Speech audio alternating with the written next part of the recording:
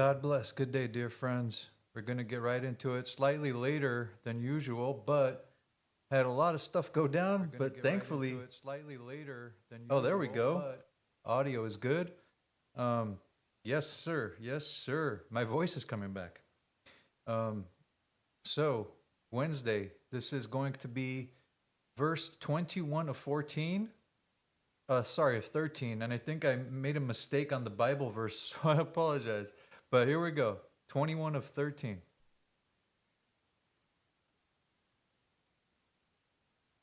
See what the land is like, and whether its people are strong or weak, few or many. Is the land where they live good or bad? Are the cities where they dwell open camps or fortifications? Is the soil fertile or unproductive? Are there trees in it or not? Be courageous, and bring back some of the fruit of the land. It was the season for the first ripe grapes. So they went up and spied out the land from the wilderness of Zin as far as Rehob, toward Lebo-Hamath. They went up through the Negev and came to Hebron, where Ahiman, Sheshai, and Talmai, the descendants of Anak, dwelled. It had been built 7 years before Zoan in Egypt. When they came to the valley of Eshcol, they cut down a branch with a single cluster of grapes, which they carried on a pole between 2 men. They also took some pomegranates and figs. Because of the cluster of grapes the Israelites cut there, that place was called the Valley of Eshcol. After 40 days, the men returned from spying out the land, and they went back to Moses, Aaron, and the whole congregation of Israel in the wilderness of Paran at Kadesh. They brought back a report for the whole congregation and showed them the fruit of the land. And they gave this account to Moses: We went into the land to which you sent us, and indeed it is flowing with milk and honey. Here is some of its fruit. Nevertheless, the people living in the land are strong, and the cities are large and fortified. We even saw the descendants of Anak there. The Amalekites live in the land of the Negev. The Hittites, Jebusites, and Amorites live in the hill country, and the Canaanites live by the sea and along the Jordan. Then Caleb quieted the people before Moses and said, We must go up and take possession of the land, for we can certainly conquer it. But the men who had gone up with him replied, We cannot go up against the people, for they are stronger than we are. So they gave the Israelites a bad report about the land that they had spied out.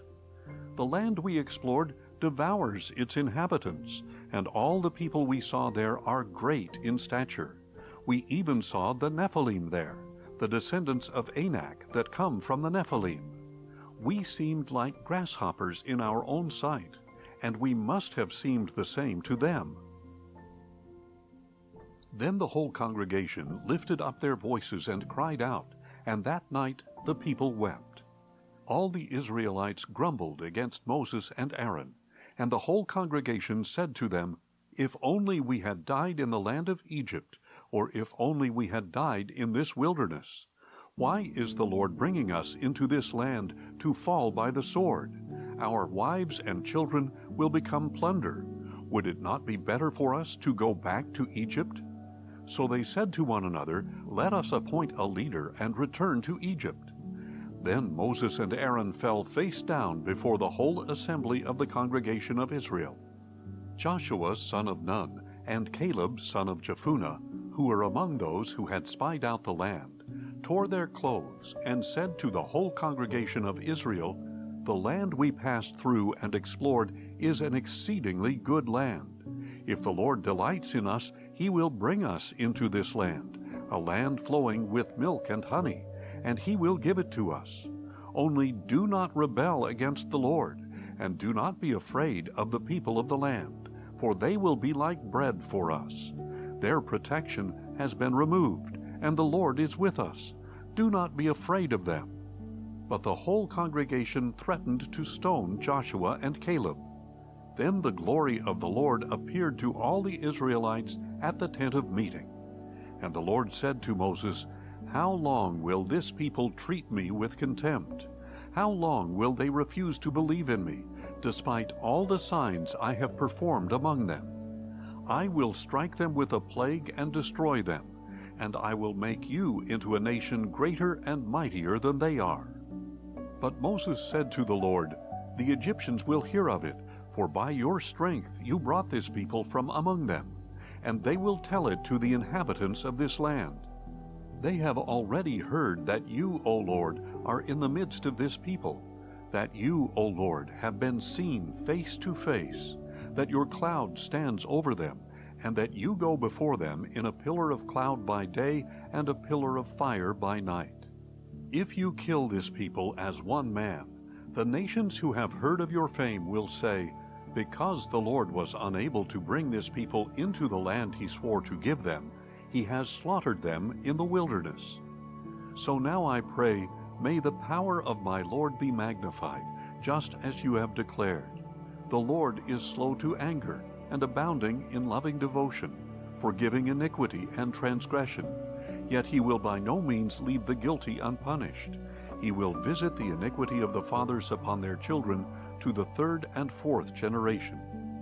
Pardon, I pray, the iniquity of this people, in keeping with the greatness of your loving devotion, just as you have forgiven them ever since they left Egypt." "I have pardoned them as you requested," the Lord replied. "Yet as surely as I live, and as surely as the whole earth is filled with the glory of the Lord, not one of the men who have seen my glory and the signs I performed in Egypt and in the wilderness, yet have tested me and disobeyed me these 10 times, not one will ever see the land that I swore to give their fathers. None of those who have treated me with contempt will see it. But because my servant Caleb has a different spirit and has followed me wholeheartedly, I will bring him into the land he has entered, and his descendants will inherit it. Now since the Amalekites and Canaanites are living in the valleys, turn back tomorrow and head for the wilderness along the route to the Red Sea." Then the Lord said to Moses and Aaron, "How long will this wicked congregation grumble against me? I have heard the complaints that the Israelites are making against me. So tell them, 'As surely as I live, declares the Lord, I will do to you exactly as I heard you say. Your bodies will fall in this wilderness, all who were numbered in the census, everyone 20 years of age or older, because you have grumbled against me. Surely none of you will enter the land in which I swore to settle you, except Caleb son of Jephunneh and Joshua son of Nun. But I will bring your children, whom you said would become plunder, into the land you have rejected, and they will enjoy it. As for you, however, your bodies will fall in this wilderness. Your children will be shepherds in the wilderness for 40 years, and they will suffer for your unfaithfulness until the last of your bodies lies in the wilderness. In keeping with the 40 days you spied out the land, you shall bear your guilt 40 years, a year for each day, and you will experience my alienation. I, the Lord, have spoken, and I will surely do these things to this entire wicked congregation which has conspired against me. They will meet their end in the wilderness, and there they will die." So the men Moses had sent to spy out the land, who had returned and made the whole congregation grumble against him by bringing out a bad report about the land, those men who had brought out the bad report about the land were struck down by a plague before the Lord. Of those men who had gone to spy out the land, only Joshua son of Nun and Caleb son of Jephunneh remained alive.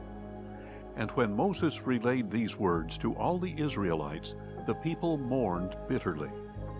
Early the next morning they got up and went up toward the ridge of the hill country. "We have indeed sinned," they said, "but we will go to the place the Lord has promised." But Moses said, "Why are you transgressing the commandment of the Lord? This will not succeed. Do not go up, lest you be struck down by your enemies, because the Lord is not among you. For there the Amalekites and Canaanites will face you, and you will fall by the sword. Because you have turned away from the Lord, he will not be with you." But they dared to go up to the ridge of the hill country, though neither Moses nor the ark of the covenant of the Lord moved from the camp. Then the Amalekites and Canaanites who lived in that part of the hill country came down, attacked them, and routed them all the way to Hormah.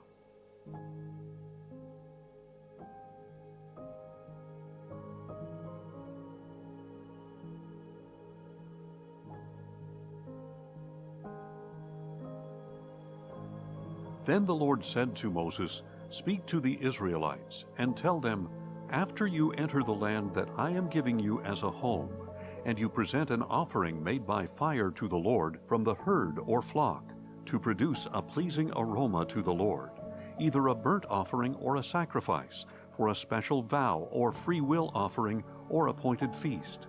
Then the one presenting his offering to the Lord shall also present a grain offering of 1/10 of an ephah of fine flour mixed with 1/4 hin of olive oil. With the burnt offering or sacrifice of each lamb, you are to prepare 1/4 hin of wine as a drink offering.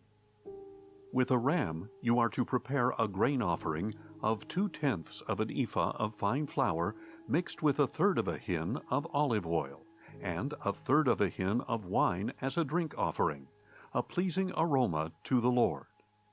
When you prepare a young bull as a burnt offering or sacrifice to fulfill a vow or as a peace offering to the Lord, present with the bull a grain offering of 3/10 of an ephah of fine flour mixed with 1/2 a hin of olive oil. Also present 1/2 a hin of wine as a drink offering. It is an offering made by fire, a pleasing aroma to the Lord. This is to be done for each bull, ram, lamb, or goat. This is how you must prepare each one, no matter how many. Everyone who is native born shall prepare these things in this way when he presents an offering made by fire as a pleasing aroma to the Lord.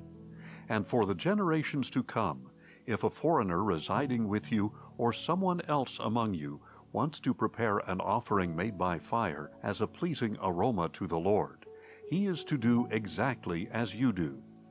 The assembly is to have the same statute both for you and for the foreign resident. It is a permanent statute for the generations to come. You and the foreigner shall be the same before the Lord.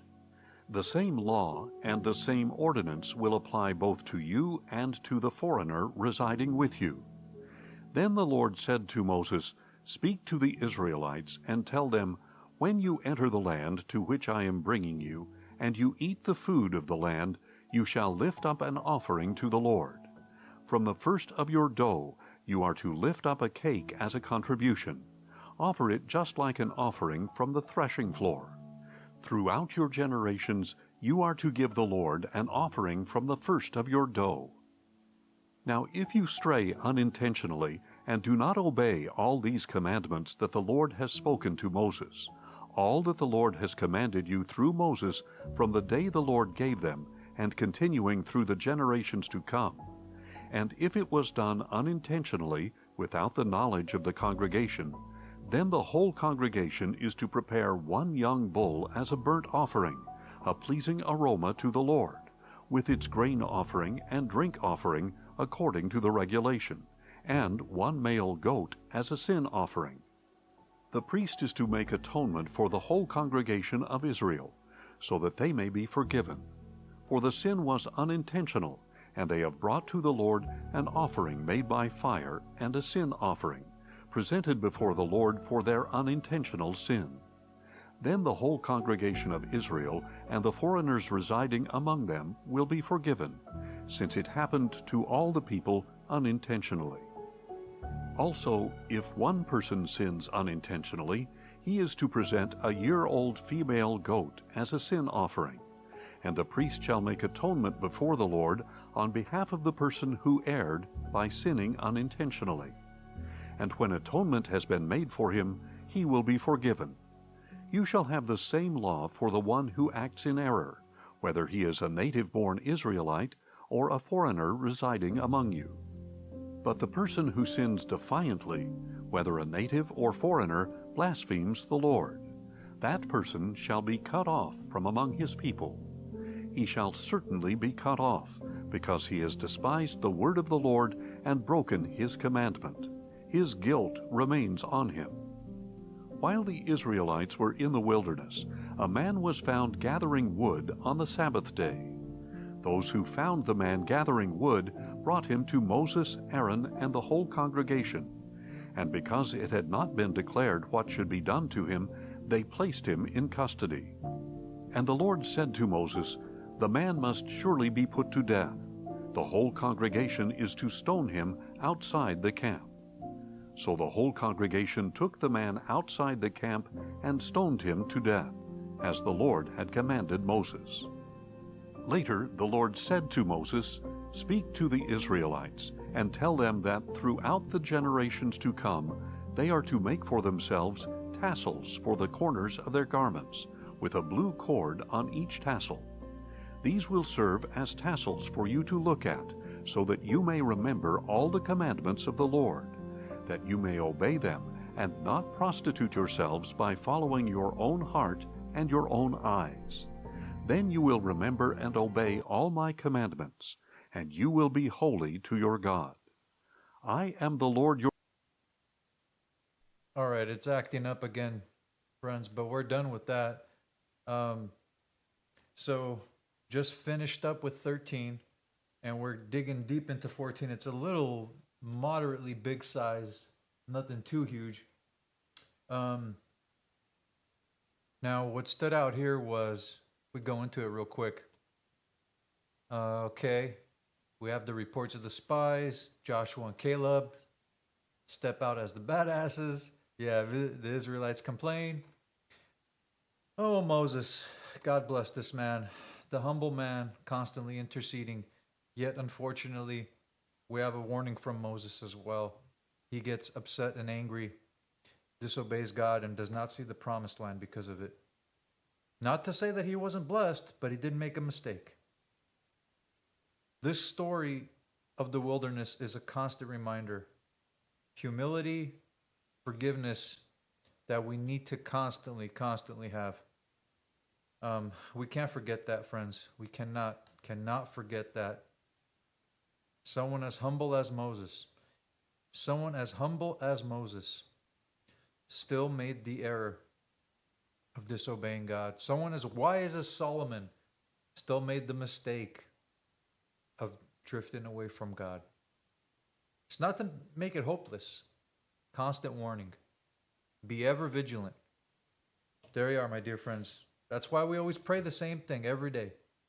No friends in TikTok or Twitter today? Not a problem. It's not for the followers. God bless you all and your families. I hope you're doing well. Destroy all pride and vanity. Remain humble and ready for self-sacrifice. Be grateful for absolutely everything. Tell your family and your friends you love them dearly. So may the Lord God bless you and keep you. May he make his face shine upon you and be gracious to you. May he lift up his countenance upon you and grant you peace. We pray in the name of the Prince of Peace. Amen. God bless you all, my dear friends. Until God willing, tomorrow around the same time. Oh, Emma just popped into the space right for the prayer, and she likes the prayer. God bless you, Emma. I'm glad you caught the prayer, dear. Take care, everyone. We'll see you tomorrow.